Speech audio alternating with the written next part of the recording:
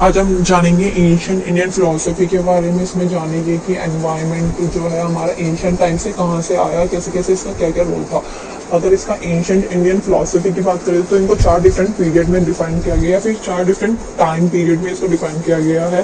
पहला है ancient India, दूसरा है मिडिवल इंडिया, तीसरा है ब्रिटिश इंडिया और चौथा है हमारा इंडिपेंडेंट इंडिया। अगर एंशिएंट इंडिया की बात करें तो उस टाइम पे एनवायरमेंट प्रोटेक्शन को लेके काफी ज्यादा सख्त नियम वगैरह थे। वो बहुत ज्यादा मान्यता देते थे प्रकृति को, नेचर को, हर चीज को बहुत ज्यादा इम्पोर्टेंस देते थे। और ये भी कहा गया है कि अगर कोई उसको हार्म करता है या फिर उसको कुछ ऐसा करता है जिसकी वजह से एनवायरमेंट पे इफेक्ट पड़ता है तो उसको पनिशमेंट भी दी जाती थी। और अगर बात करें एंशिएंट में ही मनु से रिलेटेड, मनु एक ऐसे इंसान थे जिनको ये कहा जाता है कि पहला व्यक्ति कहा जाता है। तो इन्होंने क्या कहा था कि अगर हमें वाटर पोल्यूशन को बचाना है तो जो भी ऐसी चीज है जिससे जो पानी से मिलके पानी को खराब कर सकती है उस चीजों को पानी से दूर रखो, जैसे कि पॉइजन है, जैसे कि ब्लड है। अगर ये सारी चीजें पानी में मिल जाएंगी, पीने वाले पानी में, तो कोई मतलब ही नहीं रहेगा, इस पानी को पिएगा कौन। तो उन्होंने यही कहा था कि अगर हमें वाटर पोल्यूशन को बचाना है तो गंदी चीजों को पानी से मिलने से बचाइए। फिर अर्थशास्त्र की बात करें तो अर्थशास्त्र में भी काफी सारे rules and regulation plus punishment. उसमें सबसे ज्यादा पनिशमेंट्स थी एनवायरनमेंट को लेके। अगर कोई पेड़ काट देता है तो बहुत उनको मतलब बहुत ज्यादा सीरियस थे वो एनवायरमेंट प्रोटेक्शन को लेके। इससे अगर इससे अलग हम बात करें तो वेद है, पुराण है, इन सब में बहुत ज्यादा इंपॉर्टेंस दी गई है एनवायरमेंट को रिलेटेड। क्यों? क्योंकि उस टाइम पे ये कहा जाता था कि मतलब उस टाइम पे नहीं, अब भी ये कहा जाता है कि प्रकृति भगवान है। जैसे कि हमारे चूहे हैं, चूहों को गणेश जी की सवारी बताते हैं। और अगर अशोका ट्री है तो उसको बुद्धिज्म के उसमें माना जाता है। और गंगा नदी है, उनको कितनी ज्यादा वैल्यू दी जाती है। तो उस टाइम पे ये कहा जाता था कि अगर तुम प्रकृति को नुकसान कर रहे हो तो तुम भगवान को नुकसान कर रहे हो, भगवान को तुम परेशान कर रहे हो। तो उस टाइम पे बहुत ज्यादा इम्पोर्टेंस दी गई थी एंशिएंट टाइम पे एनवायरमेंट को।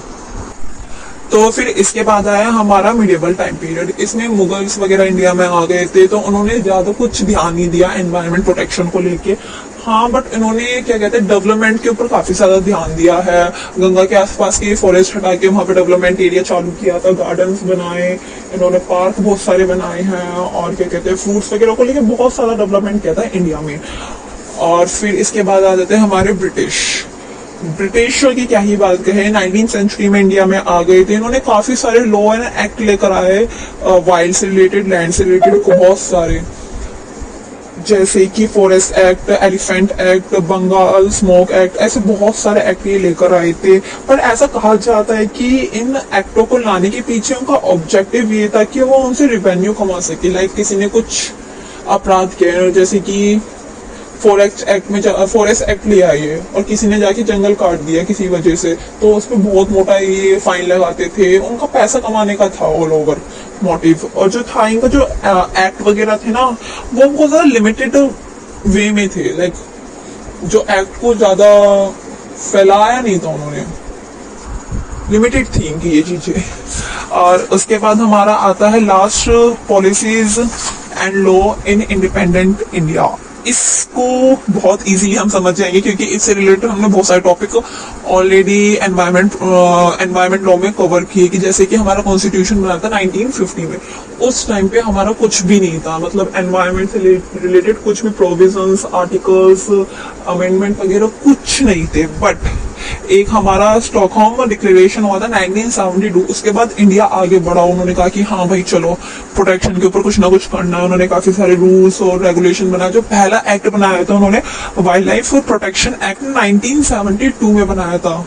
उसके बाद इन्होंने एनवायरमेंट प्रोटेक्शन एक्ट बनाया था और बहुत सारे एक्ट बनाए। और फिर इंडिया जागरूक हुआ प्रोटेक्शन को लेकर। आज के टाइम पे भी काफी एक्ट बनते हैं और काफी एक्टों पे ज्यादा ध्यान दिया जाता है। तो अगर इन शॉर्ट वे में इन सबका रिवीजन करें, एंशिएंट टाइम में बहुत ज्यादा इन पे ध्यान दिया जाता था एनवायरमेंट प्रोटेक्शन में। मिडिवल टाइम में मुगल आ गए थे, बहुत कम हो गया था ध्यान। और ब्रिटिश टाइम पे एक्ट बनाए इन्होंने बहुत सारे, बट ऐसा कहा जाता है कि उनका एक्ट बनाने का मोटिव ये था कि वो सिर्फ रिवेन्यू कमा सके, पैसा कमा सके। फिर हमारा इंडिपेंडेंट हुआ इंडिया, पहले तो इन्होंने कुछ एक्ट वगैरह कुछ नहीं लाया, बट जो 1972 का स्टॉकहोम डिक्लेरेशन हुआ था, इसके बाद इंडिया आगे आया और उन्होंने काफी सारे एक्ट, रूल्स एंड रेगुलेशन बनाए एनवायरमेंट को लेके। Thank you.